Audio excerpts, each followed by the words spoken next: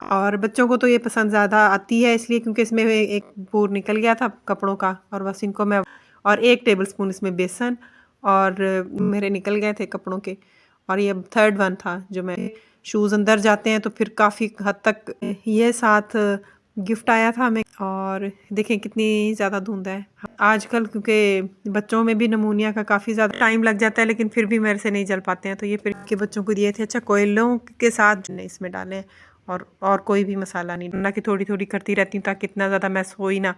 Dusting वगैरह अब मैं घर की कर रही थी। सर्दियों में जब हम होते हैं तो बस इनको अब मैंने बरामदे में सारा रख दिया। बिस्मिल्लाहिर्रहमानिर्रहीम अस्सलाम वालेकुम, क्या हाल है आप सबका। होपफुली आप सब ठीक ठाक होंगे, खुश होंगे अपनी फैमिलीज़ के साथ। ये मैं कपड़े वॉश कर रही थी और मैंने बस मशीन में कपड़े डाले और काफ़ी सारे कपड़े धोने वाले हुए थे, ज़ाहिर है मेरे भी, बच्चों के भी, हस्बैंड के भी। मैंने आपको लास्ट व्लॉग में बताया था कि मेरी हेल्पर चली गई है और अभी तक न्यू नहीं मिली है तो बस यहाँ पे फिर मैं खुद ही करने लगी हुई थी और ये बस एक पूर निकल गया था कपड़ों का और बस इनको मैं वॉश कर रही थी। ज़्यादातर जैकेट्स वगैरह और बच्चों के इनर जो होते हैं वो ऑलमोस्ट होता है कि रोज़ाना नहीं तो एक दिन छोड़ के तो लाजमी वो बदलने पड़ते हैं तो बस फिर वो यहाँ पे मैंने वो वॉश किए।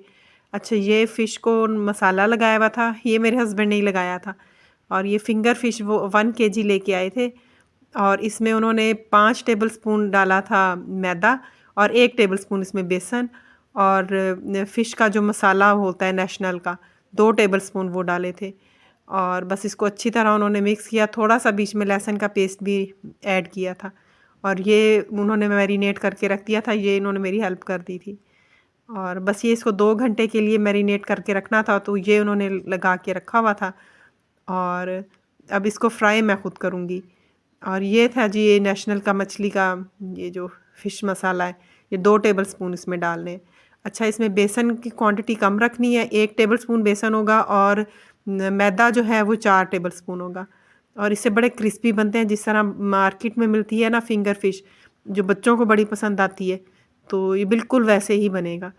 और बस ये मैरिनेट उन्होंने करके रखा हुआ था और अब ये फ्राई मैं बच्चों को करके दे रही थी और बस साथ-साथ मेरे कपड़े भी वॉश हो रहे थे और साथ मैंने ये भी बच्चों को फ्राई करके दिया। अच्छा मार्केट से आप फ्राइड फिंगर फ़िश लें तो वो काफ़ी एक्सपेंसिव मिलती है और इस तरह घर में बना लेना तो ये बहुत रीज़नेबल प्राइस में बन भी जाती है और बच्चों को तो ये पसंद ज़्यादा आती है इसलिए क्योंकि इसमें एक तो कोई कांटा नहीं होता तो उनको खाना भी ईज़ी होता है और क्रिस्पी बड़ी होती है।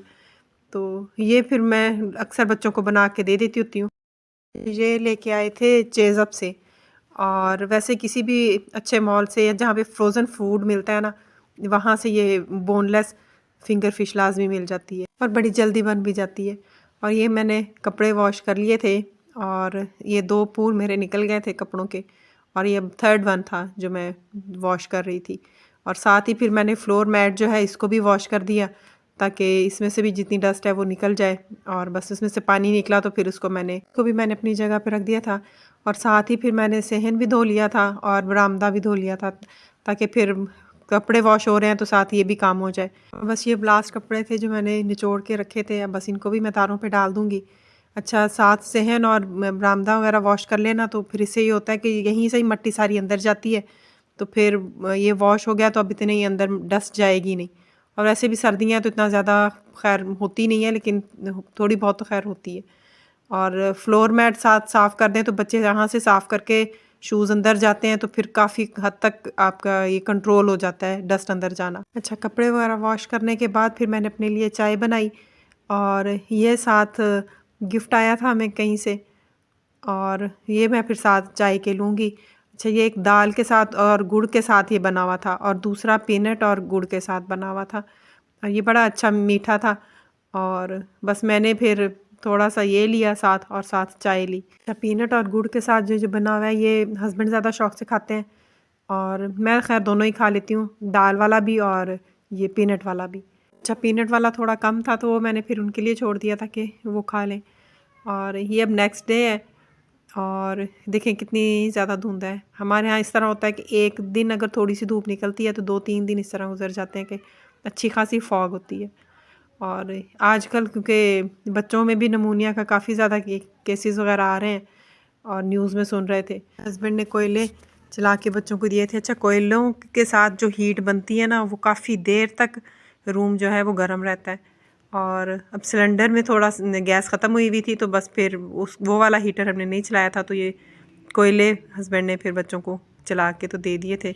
अच्छा, मुझसे कोयले नहीं जलते हैं और मुझे काफ़ी टाइम लग जाता है, लेकिन फिर भी मेरे से नहीं जल पाते हैं, तो ये फिर हस्बैंड ही बच्चों को जला कर देते हैं। और यहाँ पर मैं कर रही थी डस्टिंग, और एज़ यूजुअल हेल्पर नहीं है तो अब सारे खुद करने हैं। और ये मैं फिर रोज़ नहीं करती हूँ, एक दिन छोड़ के एक दिन कर लेती हूँ। और डीप क्लीनिंग मैं वीकली 2 दफ़ा करती हूँ, और बाकी फिर रेगुलर जो है वो रोज़ाना की थोड़ी थोड़ी करती रहती हूँ, ताकि इतना ज़्यादा मैस हो ही ना कि मुझे एक दफ़ा में सारा करना पड़े। थोड़ा थोड़ा करते रहें तो फिर इतना ज़्यादा होता नहीं है। और बस ये सारी फिर डस्टिंग वगैरह मैं घर की कर रही थी। सर्दियों में जब हम बैठे रहें ना, तब इस तरह होता है कि बिस्तर से निकलने को ही नहीं दिल करता है। जब काम में लग जाते हैं तब पता ही नहीं चलता कि अब सर्दी भी है, और ना ही फील होती है कि शायद बॉडी भी वार्म अप हो चुकी होती है, और अब बिल्कुल भी फील नहीं हो रहा था कि कोई सर्दी है। और बस फिर जब उठें तब तो फिर मेरा होता है कि मैं सारे काम समेट लूँ, क्योंकि एक दफ़ा जब बिस्तर में चले जाएं फिर काम उठ के करना ज़रा मुश्किल लग रहा होता है। अच्छा, आजकल क्योंकि स्कूल खुल गए हैं तो बच्चे अब हाफ दिन तो उनका स्कूल में गुजर जाता है, तो इस वजह से इतना मैसी होता ही नहीं है घर में। वरना जब माशाल्लाह बच्चे घर में होते हैं तो फिर वो ज़्यादा होता है। और बस ये है कि आदत होनी चाहिए काम की। बस जब काम करने की आपको आदत होती है ना, तो फिर जितना मर्ज़ी वो इतना मैसी होता ही नहीं है घर, क्योंकि अगर थोड़ा बहुत होता भी है तो साथ साथ आप क्लीन करते रहते हैं, तो वो इतना ज़्यादा मैस नहीं होता है। क्योंकि घर हर वक्त तो बिल्कुल नीट एंड क्लीन नहीं हो सकता, ज़ाहिर है वो मैसी होता है। और अगर आदत होती है तभी वो बिल्कुल साफ़ आप रख सकते हैं, अगर आदत ना हो ना तो फिर नहीं आप रख पाते हैं। अच्छा, ये अब शाम का टाइम है, और आजकल मैं ज़्यादा शाम में कुकिंग कर रही हूँ, क्योंकि दोपहर में इतनी गैस नहीं आती है, तो सालन इतना अच्छा नहीं बन पा रहा होता। तो बस यहाँ पे मैं आलू की भुजिया बना रही थी, और चॉपर में मैंने प्याज चॉप कर लिए थे। और मैं थोड़े ज़्यादा प्याज डालूँगी क्योंकि हस्बैंड को ज़्यादा मसाला पसंद है, तो इस वजह से मैं थोड़े ज़्यादा प्याज इसमें डाल रही हूँ, वरना इसमें एक प्याज काफ़ी होता है। और बस यहाँ पे फिर मैंने सारे प्याज को चॉप करके और बस इसमें डालूँगी, और इसको ब्राउन नहीं करना, क्योंकि ब्राउन करने से टेस्ट चेंज हो जाता है। बस हल्का सा प्याज को सौते करना है, और बस 1-2 मिनट के लिए फ्राई करना है, और उसके बाद फिर इसमें मैं टमाटर शामिल करूँगी, और नमक, मिर्च और हल्दी। और टमाटर मैंने इसमें 1 लिया है, ज़्यादा टमाटर नहीं डालूँगी, क्योंकि फिर वो आलू जो हैं वो इतने गलते नहीं हैं। और बस यहाँ पे फिर मैं सारा इसका मसाला बनाऊँगी। और आलू जो हैं वो 3 से 4 अदद हैं, दरमियाने साइज़ के। और आलू की भुजिया बनाने के लिए ना, एक ये है कि आलू की कटिंग जो है वो सारी एक साइज़ की हो ना, तो वो बड़ी अच्छी लगती है देखने में। और ये मैं ख़ास ख़्याल करती होती हूँ कि जब मैं आलू की भुजिया बनाऊँ तो उसकी आलूओं की कटिंग जो है वो सारी एक साइज़ की हो। और एक ये है कि मैं इसमें अदरक ज़्यादा डालती हूँ, और ये 1 इंच का टुकड़ा है अदरक का, ये मैं सारा ये चॉप करके तो ये भी इसमें डाल दूँगी। अच्छा, आलू की भुजिया में और गोभी में इसमें अदरक जो है वो थोड़ा ज़्यादा डालना चाहिए। और बस यहाँ पे मैं इसका मसाला बना रही हूँ। और आलू की भी मैंने कटिंग कर ली थी, और ये देखें बिल्कुल एक साइज़ के सारे कटे हुए। और बस ये फिर अब मैंने इसमें थोड़ा सा नमक डाला था, और ये बस 2-3 मिनट के लिए इसमें डाल के, और फिर मैं नमक जो है वो ये पानी जो है ये रिंस कर दूँगी।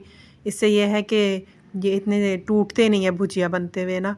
और एक मीठी होती है आलू का, एक अक्सर होता है कि सालन बनाते हैं तो मीठा मीठा बनता है, तो इससे मीठा नहीं बनता। और बस ये मेरा सालन अब बन गया था। इसमें मैंने कोई मसाले नहीं डाले हैं, सिर्फ ज़ीरा डाला है मैंने 1 टीस्पून, और ज़ीरे का बड़ा अच्छा टेस्ट आता है जब आलू की भुजिया बनाए। और बस आखिर में हरा धनिया और हरी मिर्चें, बस ये मैंने इसमें डाले हैं, और कोई भी मसाला नहीं डाला। गरम मसाला अगर अगर डालना है तो वो भी बिल्कुल लास्ट में थोड़ा सा डाल दें, बीच में पकाते हुए ना डालें, क्योंकि इसका एक अपना फ्लेवर होता है भुजिया का, तो वो ही अच्छा लगता है खाने में। और बस अब ये किचन में धुआं भी काफ़ी ज़्यादा, मैंने हॉब भी ऑन कर दिया था ताकि जितना भी ये धुआं है ये सारा।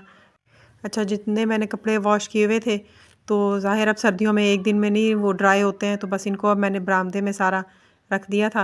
अगर बाहर पड़े रहेंगे तो फिर रात को फॉग की वजह से ये फिर और ज़्यादा गीले हो जाएंगे, तो फिर ड्राई नहीं हो पाएंगे। और बस ये फिर बरामदे में करने से ये होता है कि फिर वो और ज़्यादा गीले नहीं होंगे, और 2-3 दिन में सूख जाएंगे। और बस यही था मेरा आज का व्लॉग। उम्मीद है आपको पसंद आया होगा। अगर पसंद आया हो तो लाइक, शेयर और सब्सक्राइब लाजमी कीजिएगा, और मुझे कमेंट सेक्शन में लाजमी बताइएगा कि आपको मेरे व्लॉग किस तरह के लगते हैं। अल्लाह हाफिज़।